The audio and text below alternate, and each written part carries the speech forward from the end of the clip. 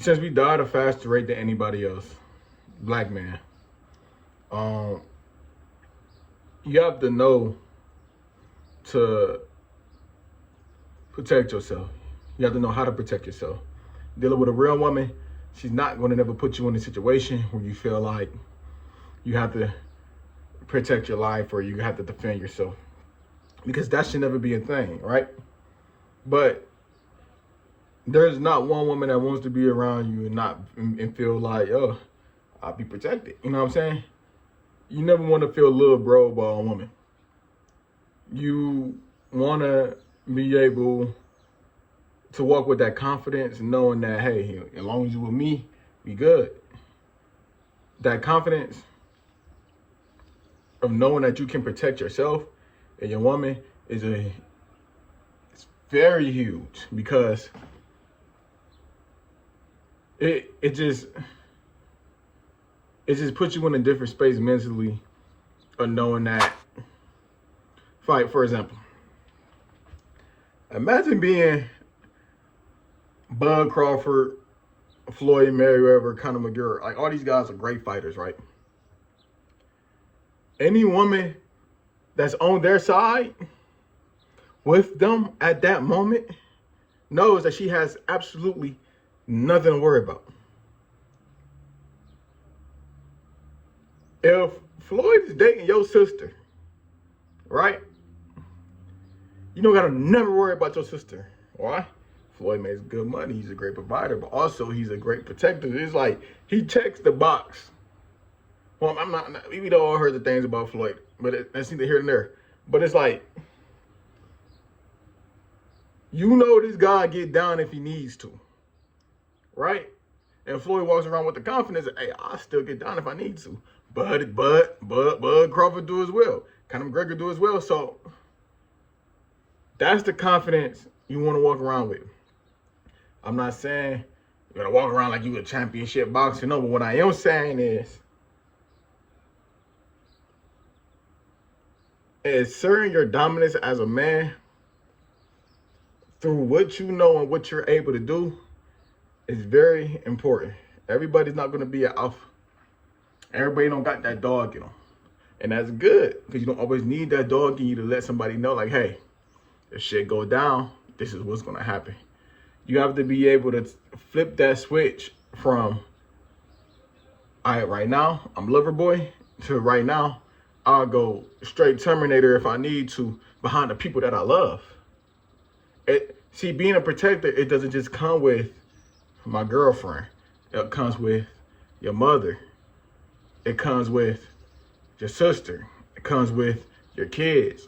It comes with your nieces, your nephews, your brothers. So believe me, when you first meeting a man in any type of setting and you shaking his hand, your father, if you had a father, if you never had a father, any real man gonna tell you, when you shake a man's hand, look him directly in his eye and give him a firm handshake. You wanna know why? Because you're not asserting your dominance, but you let him know, hey, I'm man, you man. You wolf, I'm wolf. You lying, I'm lying. If you meet a man and you shake his hand and you not looking him in his eyes, you know he's not gonna respect you as a man. That initial first meet, initial first handshake is how her father or brother, anybody is gonna know whether you got that dog in you or not. There's a difference between being a crash dummy and somebody that'll take it there if you need to. Don't get it twisted. It's different from being a protector and a crash dummy. Because if you're a protector and you a man with some type of moral and some type of value, you better tell the dude, hey, look, man, I understand where you're coming from. I understand what you're saying, but I'm not trying to take it there. But if we got to take it there, we can take it there. Other than being a crash dummy, dude that accidentally bumped your lady, you just uphold, hey, man, who you bumping? Don't bump my shorty like that. And, like, that's crazy, because now, like, you already took it there. Before you could get there, you already took it there. because you're on crash dummy time. But we're not being crash dummy, gentlemen. What we are trying to do is just be protectors. Why? Because when you're on crash dummy time, as somebody bumped your lady, you uphold, you're liable to die. But either at the hands of the cops or at the hands of the man that you just uphold on. Or you're going to put yourself in a situation where you're going to have to do something that you can't come back from. And this is what we're not trying to do. We're just trying to be protectors to the point where people know, hey, I'm a man, you man. You see, sometimes you may come in contact with a crash dummy. You got to be smart enough to walk away. Because you know, this is the hard thing about being a protector. Being a protector doesn't mean you can knock somebody out. Because I just used the reference to Bud and Bud Crawford and Floyd. No, being a protector also means knowing when to walk away. You know what? Let me get us out of this situation. Because I know that guy is not rap typing and this go left or this go this way. And then guess what? Somebody's going to get hurt. I'm going to be forced to do something I don't have to do. See, the thing about being black is, if you ever get put in one of them situations to where you may have to use your gun, or you may have to protect yourself or protect somebody around you, you're not going to get the same benefits as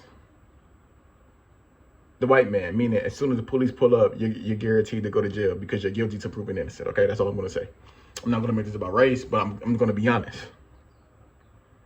You know, if I got to kill a man for breaking in my house, first thing the police is going to do, come in, put me in handcuffs, then they're going to get the story. For their safety. You know what I'm saying? They're not gonna look at it as, oh, this guy was just protecting his home. So as a black man, you have to know and be very cautious when it comes to being a protector, because you never want to put yourself in a situation where it's gonna be a lose-lose. Meaning, I had to kill a guy to protect my people, but I gotta go to court and fight this in trial. Because I don't have the same rights and laws as everybody else. Or it's, I have to, you know, protect my lady, but I'm going up against a crash dummy, so he may take my life for just being a man. Because some man you can't walk up to and talk to, hey, man, hey, excuse me, bro, you just bumped my lady. No, he automatically is going to take it to violence. And that's where you want to walk away from those type of situations. I can go on and on about being a protector, but just know that being a protector is very important. Being a protector doesn't mean be a crash dummy. Being a protector doesn't mean you got to be able to beat up everybody. Being a protector means you have to learn how to control the situation around you so that everybody comes out peacefully. That's it. So far we got having a relationship with God. It's number one. After having a relationship with God, being a provider. After being a provider, finding something that you're passionate about. After finding something that you're passionate about, being a protector. Also having that discipline. Having that discipline is very important. So discipline is going to be the next step of what I would say takes to be a good man. See, a lot of us lack discipline when it comes to certain areas in our life, whether it be our sex life, whether it be our health life, whether it be our educational life. It's just having that lack of discipline in your life in general, it can put you in tight spots. A lot of us don't have the mental discipline to just know when to calm down from a situation, meaning that if it's on 5, we don't have the mental discipline to not take it to 10. You know what I'm saying? We don't know how to be the peacemaker. Don't be the family member. If they call you, they know he gonna show. If you call Dwayne, you know what Dwayne gonna come over here and do. Don't be that guy. Be the guy that's gonna come over there and solve the problem and not take the problem to another level.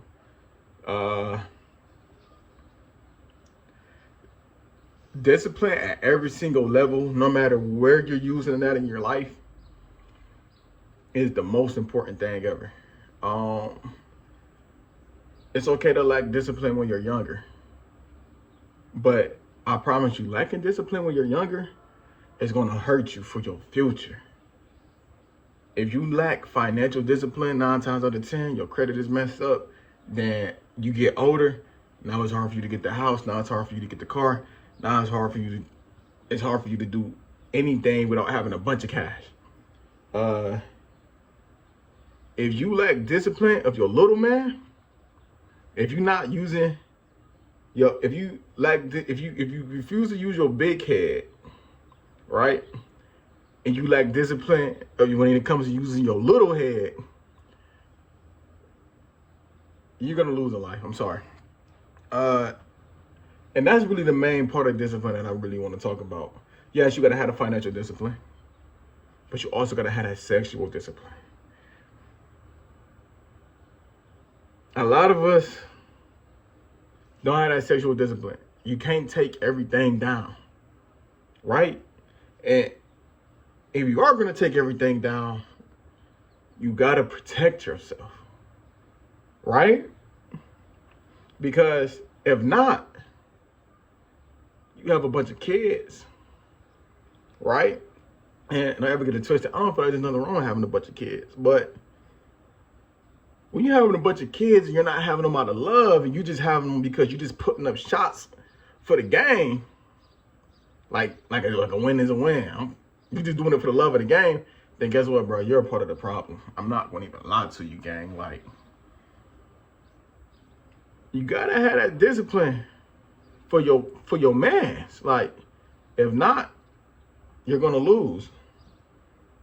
By other men being able to go out there and put up numbers every single night, you're going to look like a winner.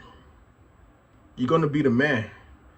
You're going to be goated, right? But what you also got to think about is, what are you doing to yourself? What are you doing to yourself? Like, having that lack of discipline, I don't care who you think you are. I don't care who you is. You could be Chris Brown. But even Chris Brown got to have some type of discipline. Why? Because if he couldn't have no discipline, then he wouldn't be able to have no women working for him at all. Imagine if Chris Brown just hit every single woman that he came across. Right? Like, that would be insane. All them soul ties. You have to be able to know as a man that you can go get prey whenever you want to and just not act on it. Why? Because it makes you more sharper as a man. If you don't have the discipline to walk away from the cat,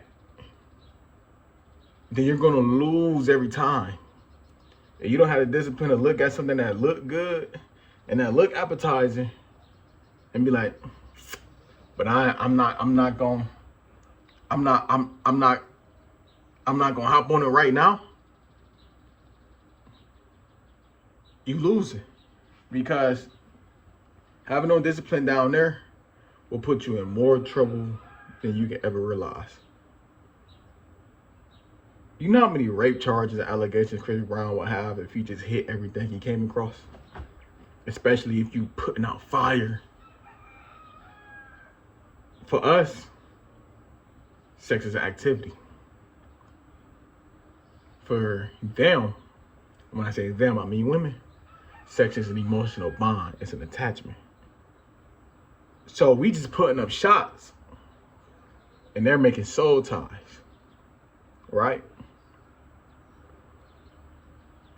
We live in a world today where a woman can say you did anything and the world is liable to believe her because she's a woman. Is that right? No, but there's a lot of innocent brothers behind bars because he lacked that discipline, right? And I know what you're thinking, I ain't gonna never take nothing. I ain't gonna never be on my name, but guess what? You don't know that. You may put that fire on somebody, then the next week you putting that fire on somebody else. Now she feeling hurt. See, one thing we have to learn about women is that they are sore losers How do I know they're sore losers? And how do I know these type of situations can happen? Because guess what? We've seen it time and time and time and time and time happen over and over and over and over again. Matter of fact, there was a case where Chris Brown was caught up with one of them grape allegations. And even while fighting these allegations with this woman, he had proof that he didn't do what he did. But the world would have never believed him if he didn't have his own proof. You know what I'm saying? So, what if you don't have the resources like Chris Brown, and you're a black man, and you're guilty till you're proven innocent? What are you gonna do? I'm laying on right now from my own experience. Whenever you walk up in a jail with them type of charges on your name, you have a tough time. Because that's a charge where it's like, it's too so I understand with the way in social dynamics, like the way the social dynamics work today, how they believe women over everything is crazy, right? I don't know why, but they just do. With that social dynamic being that way, yeah, some guys is gonna understand, like, okay, maybe she lied on me, right? But it's also a lot of guys that's not going to understand it or look at it that way. You want to know why? Because they got sisters, mothers, even daughters that has been victims of rape. So that's not something that you want on your name, because it's almost like once that touches your name, you never be looked the same. And people will always going to view you differently, whether you're found guilty or not guilty. But you know how you can control them narratives? By having discipline with your big head and your little head. Don't get caught up. Don't get took out the game because you had to hit everything. You can't shoot every shot. You gotta know how you moving. You gotta know what you're doing. Right? How to discipline to protect yourself. How to discipline to leave some of that cat on the table. How to discipline to be like, I ain't gonna leave with shorty, I'm gonna just go home. Right? Because without that discipline, you're gonna cause way more trouble to your life than that temporary pleasure can bring you way more trouble than anything else, right? So you want that discipline. You want that sexual discipline. I know at first I was talking about financial discipline, food discipline, this a discipline to be able to get it. No. The fifth step of being a good man is having sexual discipline, right? Because without sexual discipline, you're either gonna have a bunch of baby mamas, a bunch of STDs, or in some cases, you can have a bunch of allegations, right? So, once again, to sum it all up, I'm gonna have to go into a part 3 about this. Once again, to sum it all up, relationship with God, being a provider, being passionate about something, being able to protect, and being able to have that sexual discipline. If you can take those steps, and you can master them little steps we just talked about, you should be good. Get with me for part 3.